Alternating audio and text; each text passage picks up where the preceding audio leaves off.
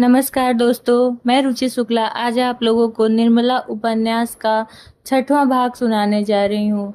इसके पहले की कहानी को जानने के लिए आप लोग प्लीज़ मेरे चैनल को सब्सक्राइब करिए और आगे की कहानी सुनने के लिए मेरे साथ बने रहिए।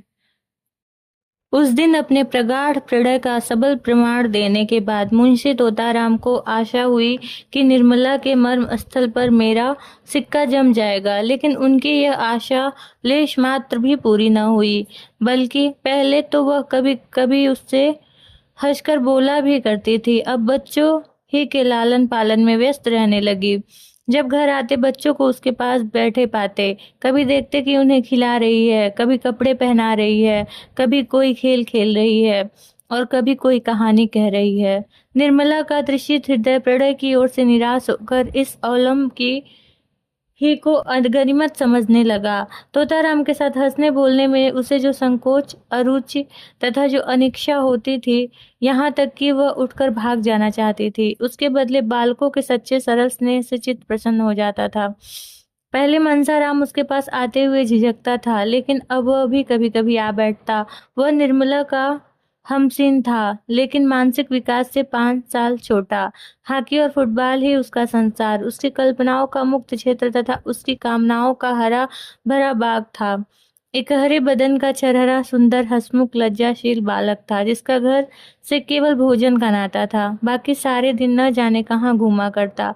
निर्मला उसके मुंह से खेल की बातें सुनकर थोड़ी देर के लिए अपनी चिंताओं को भूल जाती और चाहती कि एक बार फिर वह वही दिन आ जाए थे जब गुड़िया खेलती और उनके ब्याह रचाया करती थी, और जिसे अभी छोड़े बहुत ही थोड़े दिन गुजरे थे।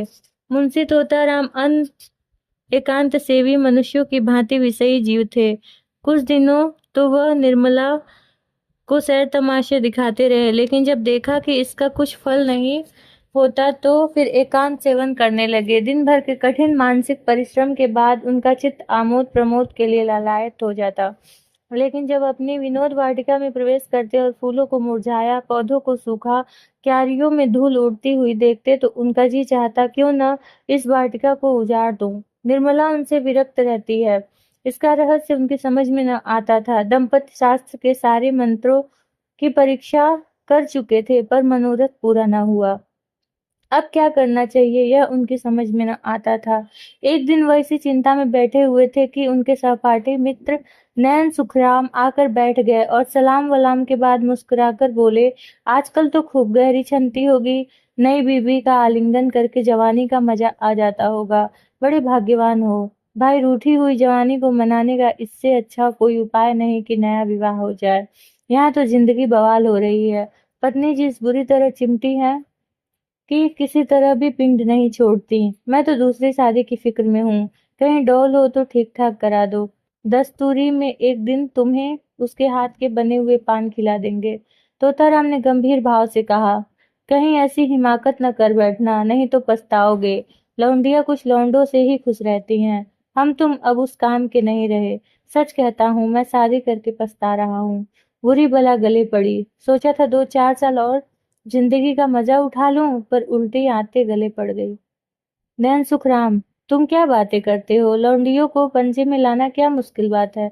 जरा सैर तमाशे दिखा दो, उसके रंग रूप की तारीफ कर दो, बस रंग जम गया। तोताराम, यह सब कर धर के हार गया। नैन सुखराम, अच्छा, कुछ इत्र तेल फूल पत्ते चाट वाट का भी मजा चखाया? तोताराम, अजी यह सब कर चुका, दंपति शास्त्र के सारे मंत्रों का इम्तहान ले चुका, सब कोरी गप्पे हैं।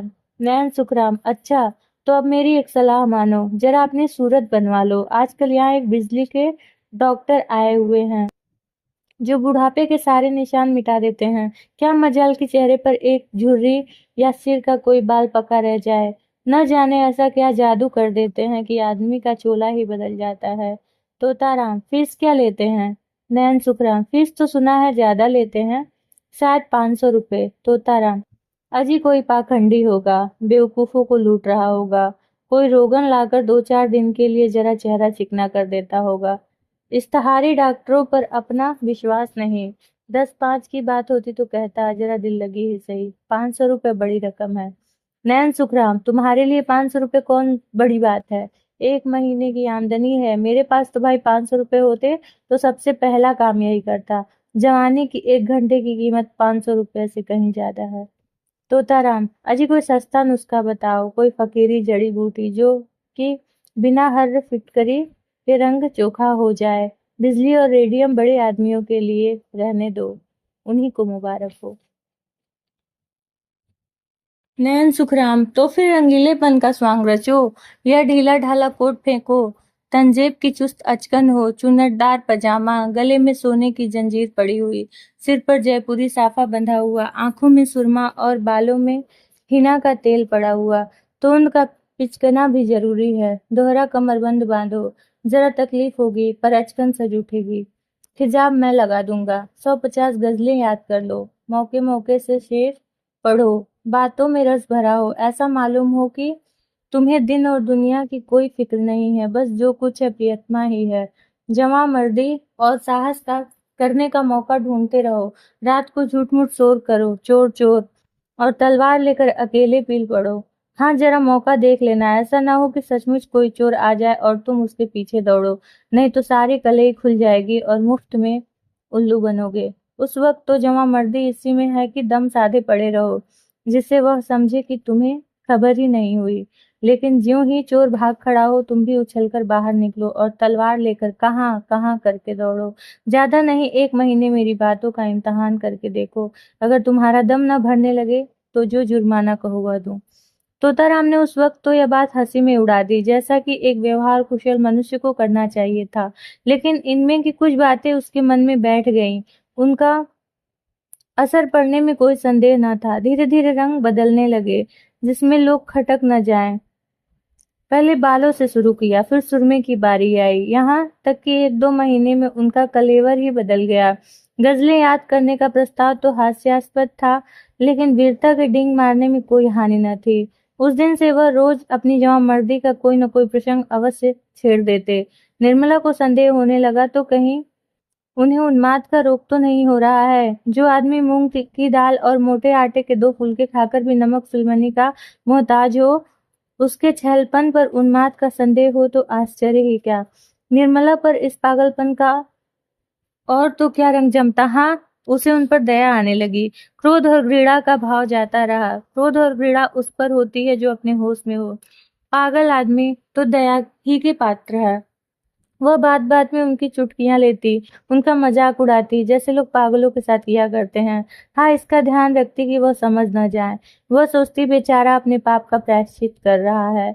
यह सारा श्वांग केवल इसीलिए तो है कि मैं अपना दुख भूल जाऊं। आखिर अब भाग्य तो बदल सकता नहीं, इस बेचारे को क्यों जलाऊं। एक दिन रात को 9 बजे तोताराम बांके बने हुए सैर करके लौटे और निर्मला से बोले, आज 3 चोरों से सामना हो गया। मैं जरा शिवपुर की तरफ चला गया था। अंधेरा था ही। यूं ही रेल की सड़क के पास पहुंचा, 2-3 आदमी तलवार लिए हुए न जाने किधर से निकल पड़े। यकीन मानो, तीनों काले देव थे। मैं बिल्कुल अकेला, हाथ में सिर्फ यह छड़ी थी। उधर तीनों तलवार बांधे हुए। होश उड़ गए। उलझ गया कि जिंदगी का यहीं तक साथ था। मगर मैंने भी सोचा, मरता ही हूं तो वीरों की मौत क्यों ना मरूं। इतने में एक आदमी ने ललकार कर कहा, रख दे पास जो कुछ हो और चुपके से चला जा। मैं छड़ी संभाल कर खड़ा हो गया और बोला, मेरे पास सिर्फ यही छड़ी है और इसका मूल्य 1 आदमी का सिर है। मेरे मुंह से इतना निकलना था कि तीनों तलवार खींचकर मुझ पर झपट पड़े और मैं उनके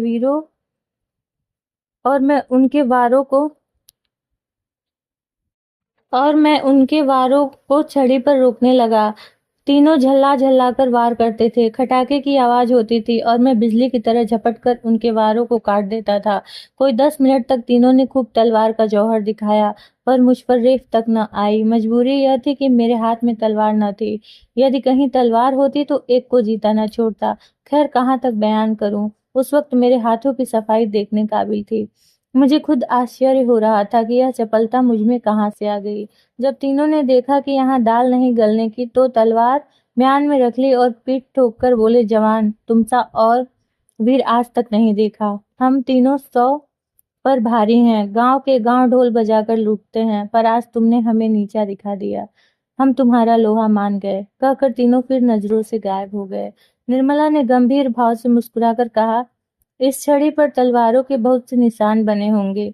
मुंशी जी की शंका के लिए तैयार न थे, पर कोई जवाब देना आवश्यक था। बोले, मैं वारों को बराबर खाली कर देता था। 2-4 चोटें छड़ी पर पड़ी भी तो उचटती हुई, जिनसे कोई निशान नहीं पड़ सकता था।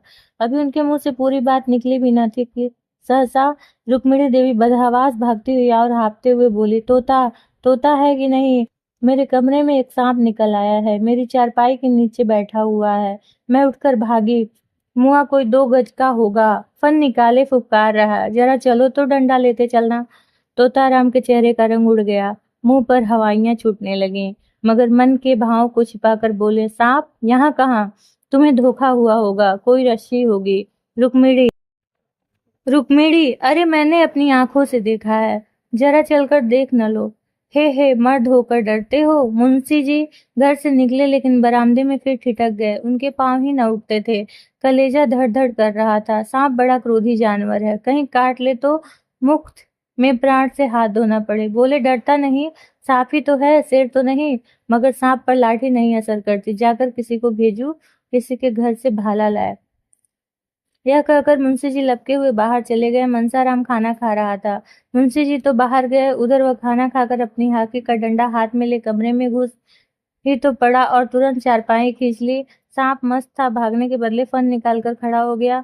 मनसाराम ने चटपट चारपाई की चादर उठाकर सांप के ऊपर फेंक दी और ताबड़तोड़ 3-4 डंडे कसकर जमाए।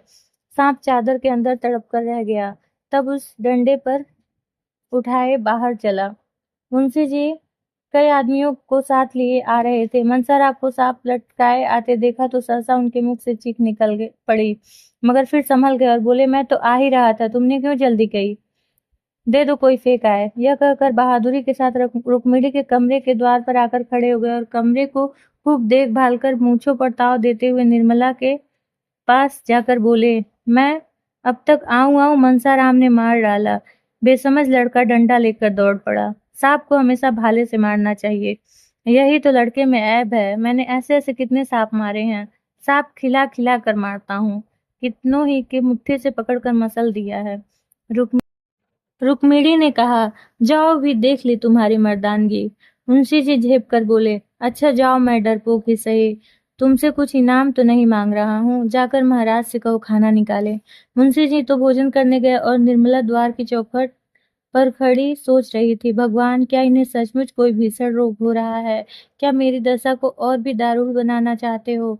मैं इनकी सेवा कर सकती हूँ, अपना जीवन इनके चरणों पर अर्पण कर सकती हूँ, लेकिन वह नहीं कर सकती जो मेरे किए नहीं हो सकता। अवस्था का भेद मिटाना मेरे बस की बात नहीं। आखिर ये मुझसे क्या चाहते हैं? समझ गई। यह बात पहले ही नहीं समझी थी, नहीं तो इनको क्या इतनी तपस्या करनी पड़ती? क्यों इतने स्वांग भरने पड़ते? दोस्तों, ये कहानी का 6वां भाग था। आगे की कहानी को जानने के लिए चैनल पर मेरे साथ बने रहिए और आपको अब तक की कहानी कैसी लगी कमेंट बॉक्स में ज़रूर बताइए, ताकि मैं अगला भाग जल्द से जल्द आप लोगों को सुना सकूं। धन्यवाद।